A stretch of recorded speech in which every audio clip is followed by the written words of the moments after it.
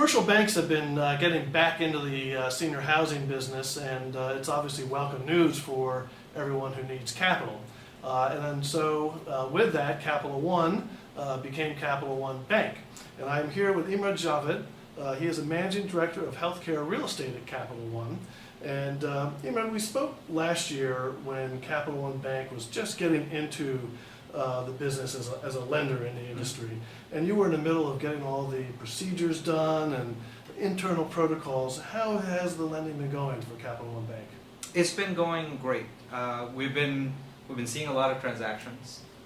We've been very, very selective, but we are seeing, I think, a lot of transactions in the space that we want to serve, which is the middle market for assisted living and skilled nursing facilities. Okay, and you're marketing loans to the middle market. Does that give me a company size? Yeah, I mean, company size in our industry ends up being kind of odd because I think a lot of people measure them through revenue sometimes, and that can vary quite a bit and be a little bit misleading sometimes. So middle market, not the big public companies that are out there in our space. We all know who those are. But serving, the larger regional guys. I go in terms of size a lot of times to try and clarify things. So I would say, we're not marketing to the very small mom and pop shops, and we're not marketing to the large public institutions. But everybody in between is fair game. So the large regionals are definitely our bread and butter. And can you tell me a little bit about any of the loans you've closed? Sure. I think you know about one of them, Mariner Healthcare, which we closed at the end of December. That was our first large transaction. We've also closed a CCRC in New Jersey since we've been there. We have participated on transactions as well with institutions, some post-closing and a couple at closing. So they'll come to you, either they need help to put the whole package together, or have you take out a piece after the fact? Exactly. Both of those instances. So we've focused on senior housing and on the skilled care space. Well, that's what I was just saying. Is it pretty even, the loan requests coming in, assisted living, senior housing versus skilled nursing, or is one way more than the other? It seems like there's a lot of requests for CCRCs and senior skilled nursing. That seems to come our way. And we don't necessarily do all of them, but that seems to be the one that's the most prevalent. Is it for-profit CCRCs? For-profit CCRCs, really? Okay. Yes. And is this just refinancing or expansion financing or construction? Some of them, we are not doing any construction financing, okay. So we're not focused at all on construction. So it's refinancings, a couple of recapitalizations, and one that was expanding, but we had an existing relationship. What's been the biggest challenge for Capital One Bank in terms of growing your loan business? Well, I think a lot of people know us as a credit card company, right? So I think getting the message out there and getting people to recognize that we are in this space, we are focused on the healthcare middle market, that's been probably, I wouldn't say a challenge. I think that getting people to know us as that, as opposed to just a credit card company, is been the hardest part. What's the easiest part?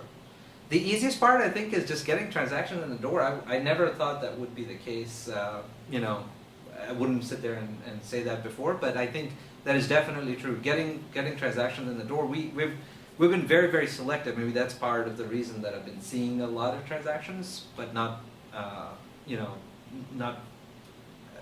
focused as much on the stuff that I used to be able to do in the past in my prior lives. So. I thought you were going to say the easiest part is everyone knows your name. Yeah. Well, no. In part, that's true. Actually, that's funny you say that. But they know us, and it's been true at these conferences as well that we've attended. That everybody knows Capital One, so the brand recognition definitely is there. Getting them to understand that we are in the commercial space is bridging the gap. Right. Yeah. And you are a deposit-based bank, so that gives you a low cost of capital. How does that put you vis-a-vis, HUD, Fannie Mae, Freddie Mac, and their lending programs in terms of competitiveness? Well, we're not really going to compete, obviously. I mean, I don't know too many people who could compete with 30-year fixed-rate monies, right? But I think we fill a lot of different niche that's out there. We can do the bridge, we can fulfill the bridge product need if that's what you want to do. But we also offer something that's a mini perm/perm type of transaction, because on newer transactions, newer facilities, I should say, we do up to a 10-year deal, which is, I think, different from a lot of lenders. It differentiates us from a lot of different lenders in the industry. Okay. And do you have a loan production goal for 2012? We don't think of it in those terms. I think for 2012 and beyond, we want to grow a big book of business. We want to be very, very selective in who we are aligning with, because we want to do it with great operators. And of course, we have internal goals that are out there, but they're not something that we are focused in that way on. We just want to grow selectively and make good loans to good operators. That's the key for us. What could happen for you to beat your internal goals? I think the traction that's there in the marketplace is definitely, we're on track to beat our internal goals, I guess is the best way to put it. Yes, because there is a lot of that whole brand recognition that we just talked about of the credit card business. Everybody sort of is very, very curious about what we are doing in the industry and wants to know, why are we here? Why are we at the conferences we are attending? And so that's leading to a lot of good conversations with great operators, which we're on track to do. So. And what would cause you to not meet your internal goals? What would happen in the industry or whatever? I mean, there's obviously all the black swan events that could happen, right? I mean, there's, if there's a catastrophic cut in the industry, all the things that, you would be concerned about as writing about skilled nursing's future, we would be concerned about as well. Those are things that might get us to pull back. But, the way we look at it, we know skilled nursing and assisted living which is what we're focused on in CCRCs, are industries that are needs-based. And that's, I think, proven through the recession a little bit. They're a needs-based industry and not just an industry that is driven by people's desire to be in some place. It's actually, they have to be there. So we have comfort that these are industries that are going to be around for the long time. We'll just have to tweak on the edges as to how they get actually reimbursed.